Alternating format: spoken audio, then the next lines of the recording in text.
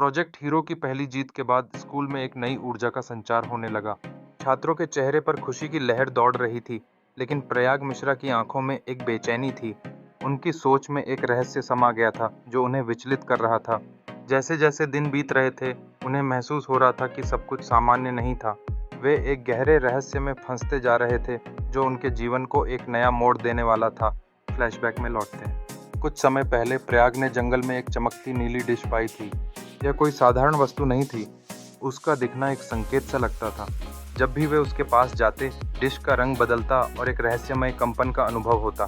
प्रयाग को लगने लगा था कि यह डिश केवल एक वस्तु नहीं बल्कि एक संदेशवाहक यंत्र हो सकती है। क्या यह उन्हें किसी बड़े मिशन के लिए चुनने का संकेत थी? अब जब एक रात प्रयाग उस डिश को छूते हैं तो अचानक बेहोश हो जाते हैं।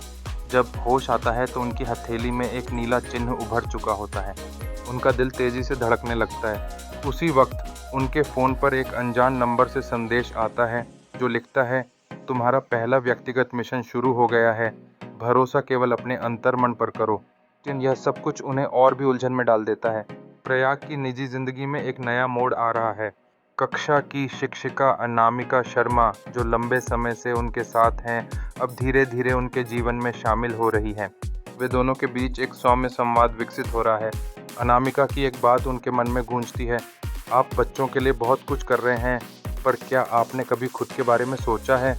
प्रयाग की मुस्कान में एक छाया गहराई से छिपी हुई थी। उन्हें सोचना था नीली डिश, नया मिशन और वह चिन्ह। भाग 14 एक नए अध्याय का आगाज करता है। कहानी अब स्कूल की सीमाओं को पार कर प्रयाग मिश्रा की आंतरिक यात्रा और ब्रह्मांडीय रहस्यों की ओर बढ़ने लगी है। अगले भाग में हमें पता चलेगा कि क्या नीली डिश उन्हें समय से परे किसी गहरे सत्य से जोड़ने वाली है। क्या अनामिका उनके साथ इस रहस्यमय सफ़र में शामिल हो पाएंगी?